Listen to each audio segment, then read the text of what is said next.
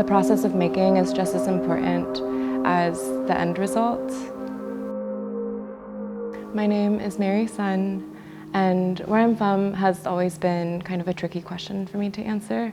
I came from Kansas City, and I've been there for about a year now, but I immigrated to the States when I was 3 years old from China, and I've moved around quite a bit.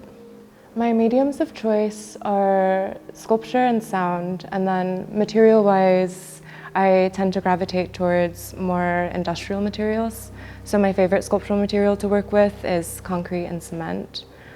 It's like such a widely used building material, but it's also incredibly flexible, and you can convince it to do a lot of different things if you can just kind of coax it in the right direction and work with it.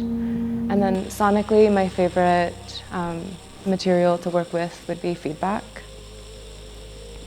I love the uncontrollable nature of it, and there's also a nice reciprocity to it and recursiveness, where like the input becomes the output and it creates this loop, and it's wild and uncontrollable and crazy. I think in my own studio practice, I spend a lot of time like designing, ideating the piece, and doing all of the research to kind of fabricate it, and that could last like months. I kind of consider it as a dormant period, and then I enter this kind of manic fabrication period where I'm casting like thousands of pounds of concrete in my studio in a month's time, and then the piece is there. And then I program the sound for it, which is an additional step. The sound is derived from the physics of the objects that are present, so I have to make the sculpture first to be able to start working with the sound and tuning it. I have an idea of what it might sound like beforehand, but I never really know until I make the objects. So it's always a surprise. And somehow it usually works. It always surprises me when it works.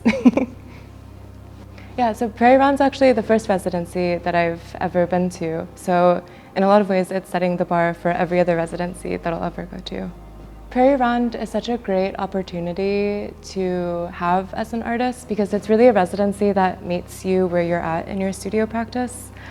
Because it's a process-based residency, it really encourages this fearlessness and experimentation and just generating work that anything is welcome, anything is acceptable.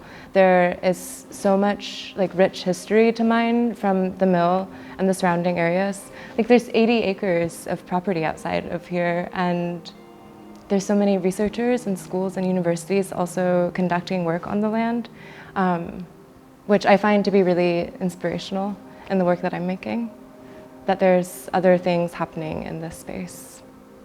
I felt really well supported, and it's really nice finding allies in the art world. It can be really competitive sometimes, so it's wonderful when you find really kind, supportive people.